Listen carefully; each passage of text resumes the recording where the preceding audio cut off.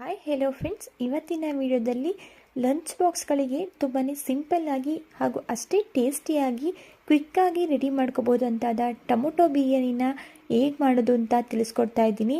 ಈ ಟೊಮೊಟೊ ಬಿರಿಯಾನಿನ ಒಂದು ಸಲ ನೀವು ಮನೆಯಲ್ಲಿ ಟ್ರೈ ಮಾಡಿ ನೋಡಿ, ಪದೇ ಪದೇ ಮಾಡ್ತಾನೆ ಇರ್ತೀರಾ, ಅಷ್ಟು ಸೂಪರಾಗಿರುತ್ತೆ. ಬನ್ನಿ ಯಾವ ರೀತಿ ಮಾಡೋದು ಅಂತ ನೋಡ್ಕೊಳ್ಳೋಣ. ಟೊಮೊಟೊ ಬಿರಿಯಾನಿನ ಮಾಡಲಿಕ್ಕೆ ಮೊದಲು ನಾನಿಲ್ಲಿ ಒಂದು ಕುಕ್ಕರ್ನ ಇಟ್ಕೊಂಡಿದ್ದೀನಿ. ಕುಕ್ಕರ್ ಬಿಸಿಯಾಗಿದ್ದ ನಂತರ ಇದಕ್ಕೆ ಒಂದು 3 ಟೇಬಲ್ ಸ್ಪೂನ್ನಷ್ಟು ಎಣ್ಣೆನ ಸೇರಿಸ್ಕೊಳ್ತಾ ಇದ್ದೀನಿ.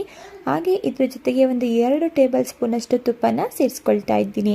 ತುಪ್ಪ ಹಾಗೂ ಎಣ್ಣೆ ಬಿಸಿಯಾಗಿದ್ದ ನಂತರ ಇದಕ್ಕೆ ಗರಂ ಮಸಾಲ ಸ್ಪೈಸಸ್ಗಳನ್ನ ಸೇರಿಸ್ಕೊಂಡು ಅದ್ರ ಜೊತೆಗೆ ಸ್ಲೈಸ್ ಆಗಿ ಕಟ್ ಮಾಡ್ಕೊಂಡಿರುವಂತಹ 2 ದೊಡ್ಡ ಈರುಳ್ಳಿನ ಸೇರಿಸ್ಕೊಂಡು ಈರುಳ್ಳಿ ಕಂಪ್ಲೀಟಾಗಿ ಗೋಲ್ಡನ್ ಕಲರ್ ಆಗಿ ಚೇಂಜ್ ಆಗೋವರೆಗೂ ಇದನ್ನು ಫ್ರೈ ಮಾಡ್ಕೊಳ್ತಾ ಇದ್ದೀನಿ. ಅದರ ಜೊತೆಗೆ ನಾನು ಸೀಲಿಟ್ಕೊಂಡಿರುವಂತಹ ಒಂದು 4 ಹಸಿಮೆಣಸಿನ್ಕಾಯಿನ ಸೇರಿಸ್ಕೊಂಡು ಈರುಳ್ಳಿನ ಫ್ರೈ ಮಾಡ್ಕೊಳ್ತಾ ಇದ್ದೀನಿ. ನೀವು ನಿಮ್ಮ ಖಾರಕ್ಕೆ ಅನುಗುಣವಾಗಿ ಹಸಿಮೆಣಸಿನ್ಕಾಯಿನ ನೋಡಿಕೊಂಡು ಸೇರಿಸ್ಕೋಬೋದು. ಈಗ ನೀವೇ ಇಲ್ಲಿ ನೋಡ್ಬೋದು, ಈರುಳ್ಳಿ ಕೂಡ ಸಾಫ್ಟ್ ಆಗಿ ಗೋಲ್ಡನ್ ಕಲರ್ಗೆ ಟರ್ನ್ ಆಗ್ತಿದೆ. ಈರುಳ್ಳಿ ಈ ರೀತಿ ಆಗಬೇಕು, ಇಲ್ಲಿವರೆಗೂ ಇದನ್ನ ಫ್ರೈ ಮಾಡ್ಕೋಬೇಕು. ಈ ರೀತಿ ಈರುಳ್ಳಿನ ಫ್ರೈ ಮಾಡೋದ್ರಿಂದ ಬಿರಿಯಾನಿ ಟೇಸ್ಟ್ ತುಂಬ ಚೆನ್ನಾಗಿ ಬರುತ್ತೆ. ನಂತರ ನಾನಿಲ್ಲಿ ಇದಕ್ಕೆ 2 ಸ್ಪೂನ್ನಷ್ಟು ಶುಂಠಿ ಬೆಳ್ಳುಳ್ಳಿ ಪೇಸ್ಟ್ ಹಾಗೆ 1 ಕಪ್ನಷ್ಟು ನೆನೆಸಿಟ್ಕೊಂಡಿರುವಂತಹ ಬಟಾಣಿನ ಸೇರಿಸ್ಕೊಂಡು ಶುಂಠಿ ಬೆಳ್ಳುಳ್ಳಿ ಪೇಸ್ಟಲ್ಲಿರುವಂತಹ ಹಸಿ ಸ್ಮೆಲ್ಲೆಲ್ಲ ಹೋಗೋವರೆಗೂ ಒಂದು 2 ರಿಂದ 3 ನಿಮಿಷ ಚೆನ್ನಾಗಿ ಬಾಡಿಸ್ಕೊತಾ ಇದ್ದೀನಿ. ನೆಕ್ಸ್ಟ್ ಇದಕ್ಕೆ ಒಂದು ಅರ್ಧ ಕಟ್ನಷ್ಟು ಕೊತ್ತಂಬರಿ ಸೊಪ್ಪು ಹಾಗೆ 1 ಹಿಡಿಯಷ್ಟು ಪುದೀನ ಸೊಪ್ಪನ್ನು ಸೇರಿಸ್ಕೊಂಡು ಎಣ್ಣೆಯಲ್ಲಿ ಕೊತ್ತಂಬರಿ ಹಾಗೂ ಪುದೀನ ಸೊಪ್ಪನ್ನು ಒಂದು 2 ನಿಮಿಷ ಚೆನ್ನಾಗಿ ಬಾಡಿಸ್ಕೊತಾ ಇದ್ದೀನಿ.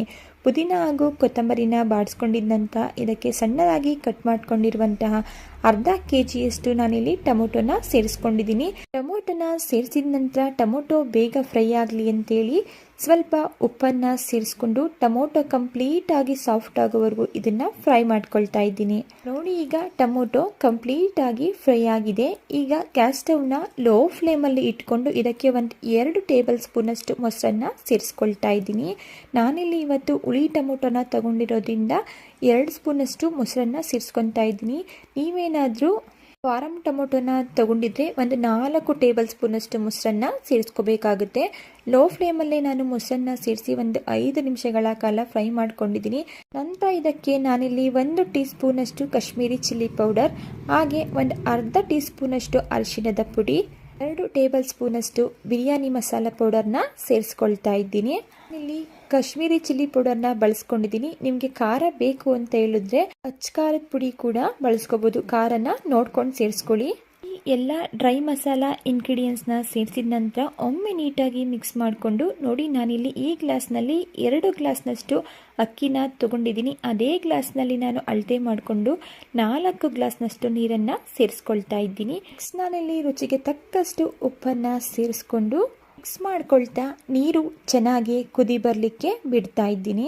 ನೋಡಿ, ಈಗ ನೀರು ಕೂಡ ಚೆನ್ನಾಗಿ ಕುದಿ ಬಂದಿದೆ. ನಾನಿಲ್ಲಿ ಮೊದಲೇ ವಾಶ್ ಮಾಡಿ ಒಂದು 10 ರಿಂದ 15 ನಿಮಿಷಗಳ ಕಾಲ ನೆನೆಸಿಟ್ಕೊಂಡಿರುವಂತಹ ನಾರ್ಮಲ್ ಊಟಕ್ಕೆ ಬಳಸುವಂತಹ ಬುಲೆಟ್ ರೈಸನ್ನು ಸೇರಿಸ್ಕೊಂಡಿದ್ದೀನಿ. ನಿಮಗೆ ಯಾವ ಅಕ್ಕಿ ಸಿಗುತ್ತೆ ಆ ಅಕ್ಕಿನ ಸೇರಿಸ್ಕೋಬೋದು. ಇದು ಪರ್ಫೆಕ್ಟಾಗಿ ಅರ್ಧ kg ಇದೆ. ಅಕ್ಕಿನ ಸೇರಿಸ್ಕೊಂಡು ಮಿಕ್ಸ್ ಮಾಡಿಕೊಂಡು ಈ ರೀತಿ ಚೆನ್ನಾಗಿ ಒಂದು 2 ಕುದಿ ಬರಲಿಕ್ಕೆ ಬಿಟ್ಟಿದ್ದೆ. ಈಗ ಕುದಿ ಬಂದಿದೆ. ಕುಕ್ಕರ್ ಕ್ಯಾಪ್ನ ಕ್ಲೋಸ್ ಮಾಡಿ ಮೀಡಿಯಂ ಫ್ಲೇಮಲ್ಲಿ 2 ವಿಷಲ್ ಆಗಲಿಕ್ಕೆ ಬಿಡ್ತಾ ಇದ್ದೀನಿ. ಸೊ ಈಗ 2 ವಿಷಲ್ ಆಗಿದೆ, ಪ್ರೆಷರ್ ಕೂಡ ರಿಲೀಸ್ ಆಗಿದೆ.